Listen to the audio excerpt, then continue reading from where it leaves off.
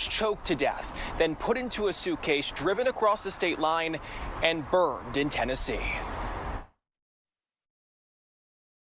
Nearly 2 months after Brianna Winston was last seen, Clayton County police have cracked the case and say she was murdered by her boyfriend, Michael Edwards, after an argument about cheating.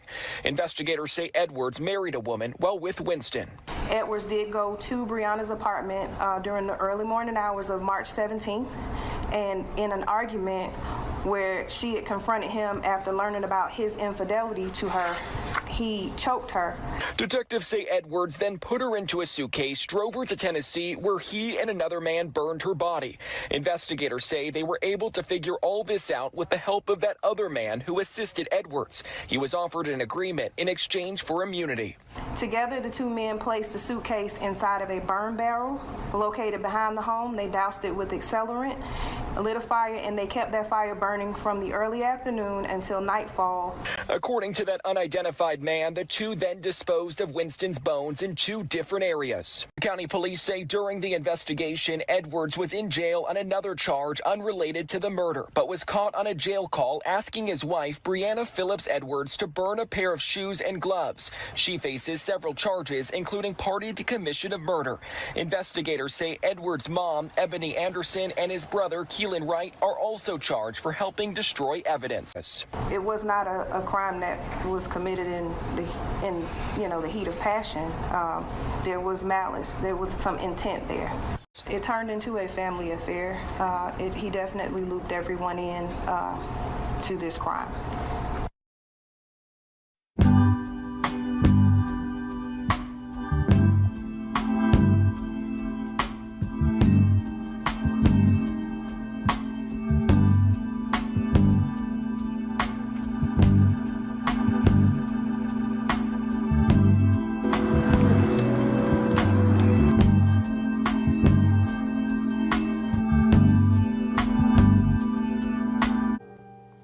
What happened to Mary Shotwell Little?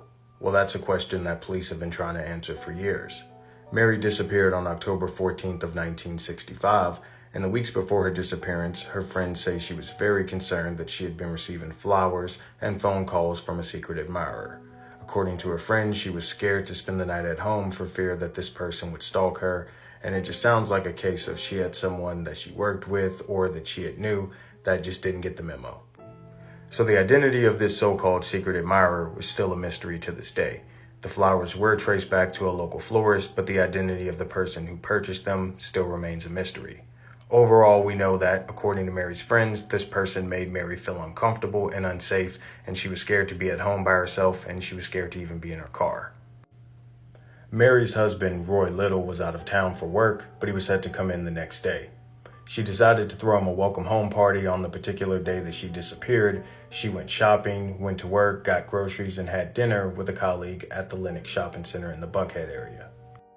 According to the colleague that Mary had dinner with, she seemed in good spirits and she spoke positive of her husband and her marriage. Nothing seemed off about it. She was last seen by security guards at around 8 p.m. walking to her car, a 1965 Mercury Comet with a Georgia license plate.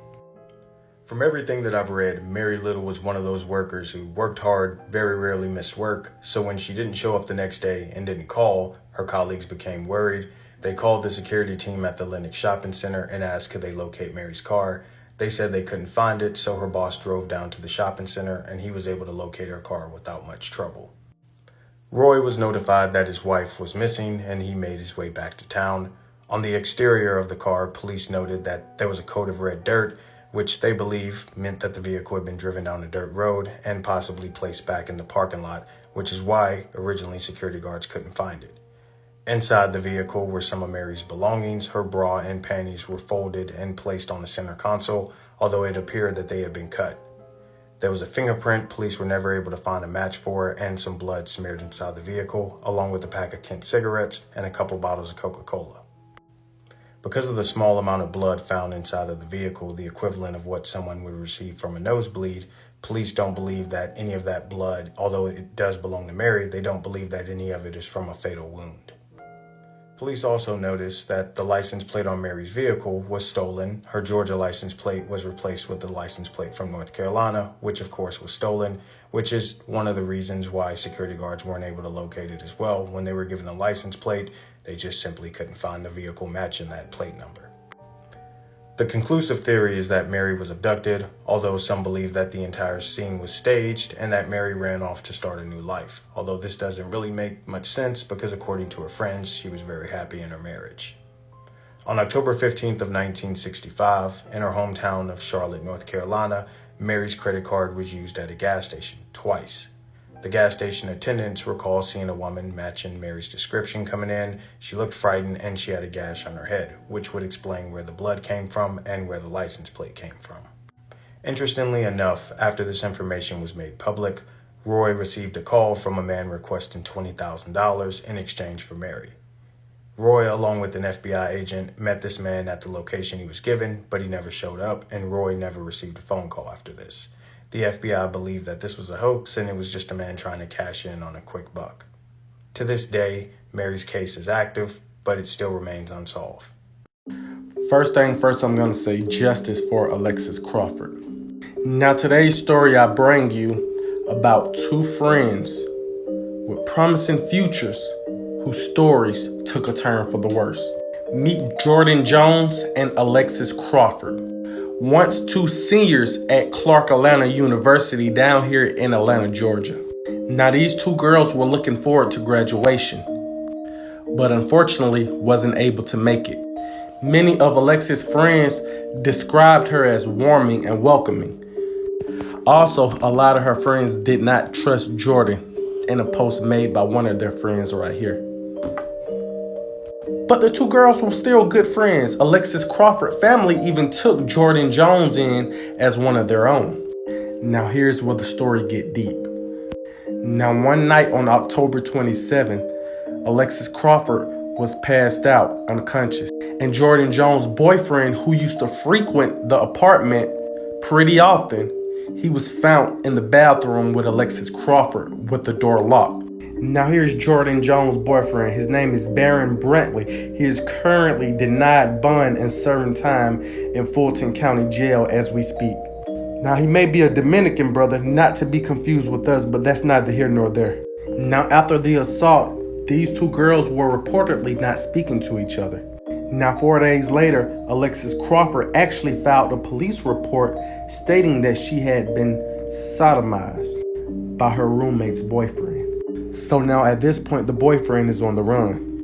Now what police are reporting is that Jordan Jones actually hid the boyfriend out in their apartment in her room until everything died down. Now on October 30th, Jones claimed that Crawford asked her to take her to go and get some alcohol. And when they came back to the apartment, a fight ensued between the two. Many are speculating it's because of what happened with the boyfriend. As the two girls were fighting, police claimed that Baron Bradley bust out of the room and proceeded to choke Alexis Crawford until she was dead, and Jones put a plastic bag over her head as he was choking her. Now, if y'all from Atlanta and y'all remember this case, y'all remember how this case had everybody in a panic. Police are saying after Crawford died, Jones and Baron Bradley put Crawford's body into a storage bin, put it in their car, and transported it to Exchange Park in Decatur, Georgia, where they placed the body inside the woods for people to find later on. Once again, I want to say justice for Alexis Crawford. No one deserved this. She wasn't even from this state. She came down here for schooling, and no parent wanted to hear this about.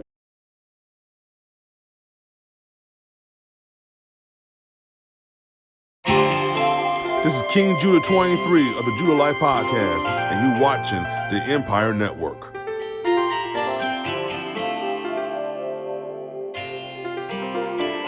Dizzle.